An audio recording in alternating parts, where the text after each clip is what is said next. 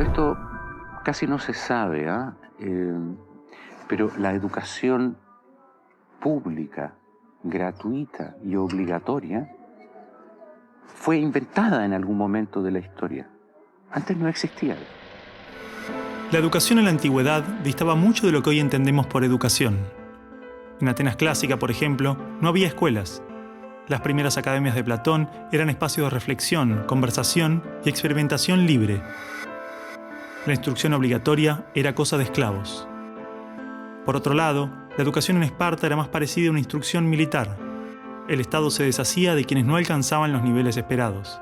Había clases obligatorias, fuertes castigos y modelamiento de la conducta a través del dolor y el sufrimiento. Antiguamente la educación estaba en manos de la Iglesia Católica, por lo menos en el mundo cristiano occidental. Y fue recién en el siglo XVIII, en una época de la historia que se llama despotismo ilustrado, seguramente lo escucharon en el colegio, en donde se creó el concepto de educación pública, gratuita y obligatoria. La escuela como la conocemos nace a fines del siglo XVIII y principios del siglo XIX en Prusia.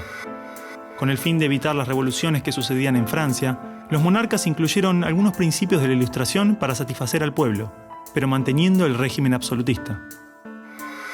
La escuela prusiana se basaba en una fuerte división de clases y castas. Su estructura, heredera del modelo espartano, fomentaba la disciplina, la obediencia y el régimen autoritario. ¿Qué buscaban estos déspotas ilustrados?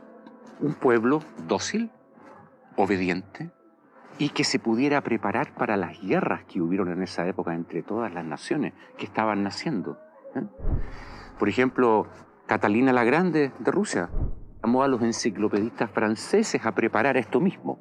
Diderot, uno de los más famosos, estuvo allí para armar este paquete, ¿sí?, formador, no de ciudadanos, sino que de obedientes súbditos de estos estados.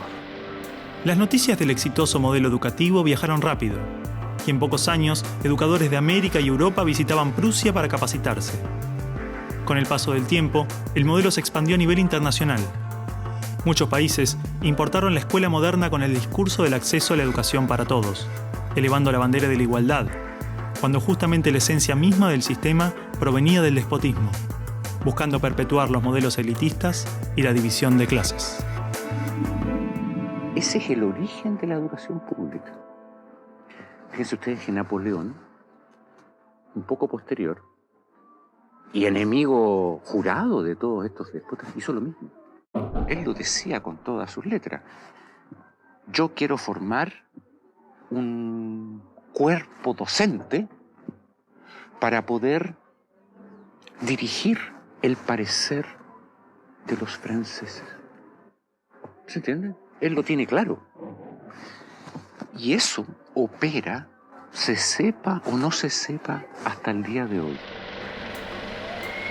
La escuela nace en un mundo positivista regido por una economía industrial. Por lo tanto, busca obtener los mayores resultados observables con el menor esfuerzo e inversión posible, aplicando fórmulas científicas y leyes generales.